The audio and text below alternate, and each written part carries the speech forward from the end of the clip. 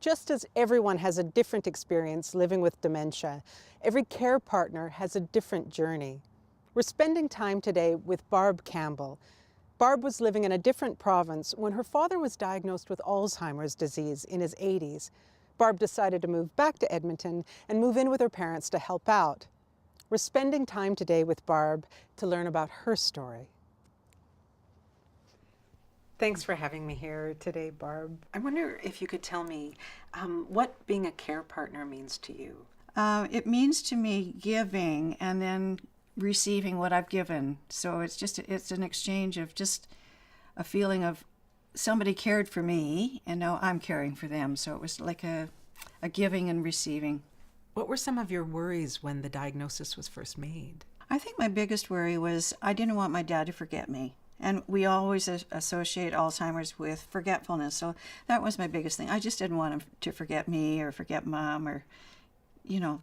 How did you prepare yourself for the progressive nature of the situation? Well, fortunately for us, we had access to the Alzheimer's Society close to home. So we were able to join their support group and we were able to hear from other spouses that had their loved ones going through Alzheimer's. And so we would get bits and pieces of, firsthand information from the other people. And we did a lot of reading, and just gathered bits and pieces of information and hoping that maybe Dad wouldn't go through what other people were going through, because not everybody, whatever you read, it doesn't all happen. It only happens in certain cases. But the more information that we could gather, it was easier for us to deal with a situation when it arose as the disease progressed. Absolutely. Yeah. Good for you. And some of those programs are wonderful. That's great. We couldn't have done it without them. Excellent. Yeah. Good. Did your family make plans ahead of time with regard to your father's wishes, such as financial and end-of-life care decisions? Yeah, Mom and Dad were very, very smart. And, about 20 years ago, they bought their plot for their gravesite and planned their funeral. And so it took a lot of pressure off of us as the siblings as far as making arrangements. It was all taken care of prior to Dad even being diagnosed with Alzheimer's. They were planning. And so it was really easy for me as a caregiver to move back home and just do the caregiving. And how did planning ahead help you enjoy the good times with your father? Because of the information that we were able to glean from all of these sources, when certain situations would arise, I go, aha! It said that in such and such a book or whatever. And I would go, okay, let's try it. Now, sometimes it worked and sometimes it didn't work, but at least it gave us the tools. And so, you have to plan. As the daughter, how did you see your role in supporting your family? Well, that's interesting too, because I assumed the role of the parent. Then all of a sudden, my dad became my child. And so it was a transfer of responsibilities. Did you find it difficult to make decisions for your father and have that role reversal situation? Well, I didn't make any decisions for him. I still had my mom, and my mom was she was a pivotal point in my dad's care as well too. I wasn't doing it on my own. And so Mom and Dad still were able to maintain their relationship as long as Dad was still here at the home. Basically what I would make sure was, that Dad had clean clothes and he was able to dress himself and talk and everything, and just made sure that he ate well. And so I was nurturing, it was more of a nurturing feeling, until, as the disease progressed, well, then there were other things that we had to consider, as it went sort of downhill. Absolutely. I know as the disease progresses, there can be challenges with communication along the way. How did you deal with that? I think the hardest thing for us, and I'll speak for my mom too, Dad would be very repetitive with his stories. And you would have to treat every time that he spoke of a story, you'd have to show the interest like it was the very first time that you'd ever heard that story, and show the interest and actually encourage him to talk about wherever his brain was taking him. If he was a teenager and he would talk about something when he was a teenager, you would just sort of gleam right into it and say, really tell me more, and you'd heard it at least 100 times before, but you had to make him feel that he was really in the moment. And what were some of the more challenging parts as things progressed? I think the biggest challenge for us as the disease progressed was the fact that the mood changes were so sudden and with no warning. And so it would kind of hit us blindside sometimes, and so you really had to, a lot of times we were kind of walking on eggshells wondering, okay, what's happening? Like, because we have no idea where his mindset was, where he was. And so sometimes when he had these outbursts or whatever, it was very hard for us to counteract his concerns or whatever. It was, every day was a new challenge, every day. Oh, bad. And I found that, what worked for us one day wouldn't work for us the next day. So again, it all comes with reading and getting as much material as you can to sort of say, okay, what happened here? What did this person do? And maybe I should try this or whatever. Can you give us an example of some of those challenges, some of the situations you ran into? Well, we realized as the disease progressed that it wasn't a healthy situation to leave my dad on his own, because when my dad and mom were separated, because they were together, for 62 years, like always together. And, we'd have to leave dad alone sometimes to do our grocery shopping, or if mom had a doctor's appointment or whatever.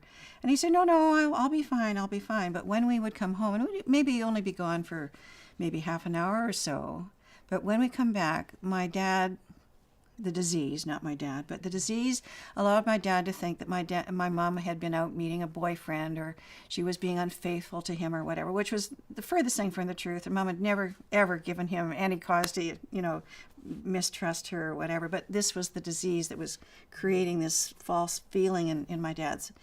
And so we thought, oh God, how can we even do simple things like grocery shopping, And then half an hour after he'd had this episode with us, he would be fine. He wouldn't remember anything. But the hurt had been caused in our hearts, in my mom's heart. And so it was very, very difficult for us to let it go, because it was so unfair, but we didn't understand where he was at that time. So after a lot of deliberation, we decided that it was time for Dad to, get involved with a day program where he would be out of the house for maybe 2 or 3 days a week. And that would allow us the time to do all the household chores and the running around, so that when Dad was here, we would be with him 24/7. Wow, that's a great idea. So it took a lot of pressure off of us at that point then.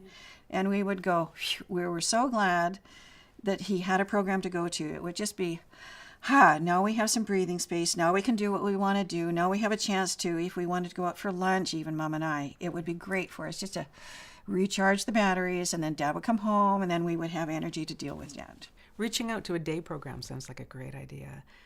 Were there any other support systems that you and your mother reached out to for help? Well, we went to the Alzheimer Society at least once a month.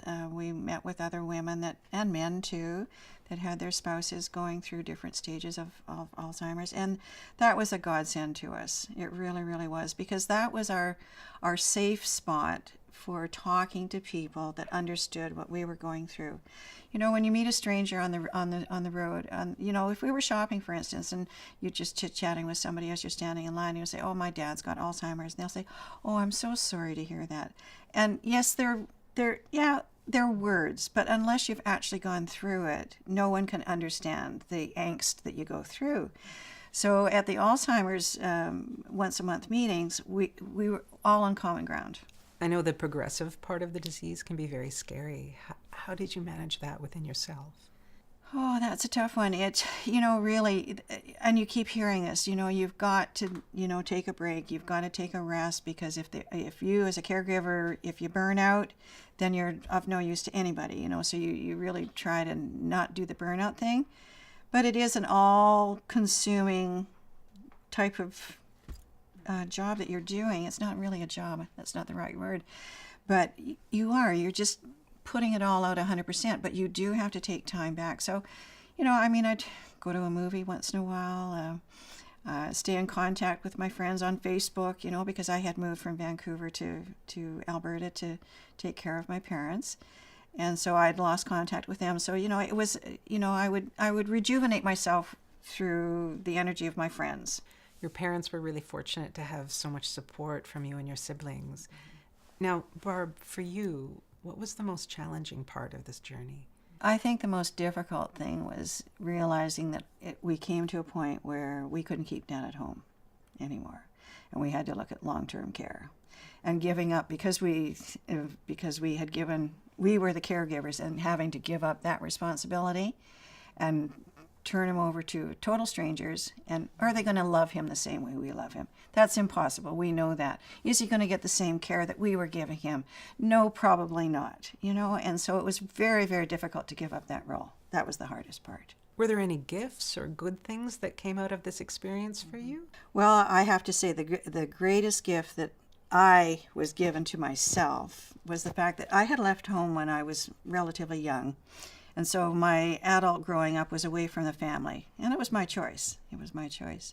And coming back to the family and then being sort of reunited with the family and being able to be with my dad at such a vulnerable time of his life was the biggest gift that I received, because I was able to care for him and love him and see him for the wonderful, wonderful man that he was, because I missed all of that when I was kind of growing up. Yeah, that was the biggest gift.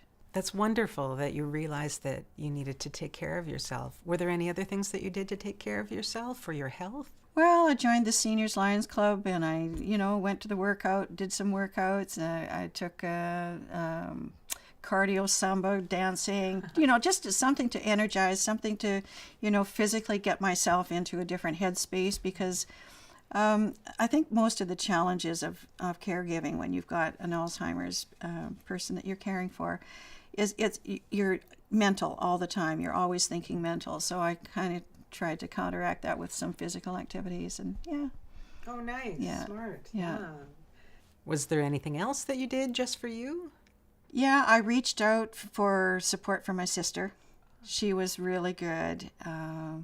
I reached out for support of my friends that were online. You have to reach out because you can't carry the load by yourself. It's impossible.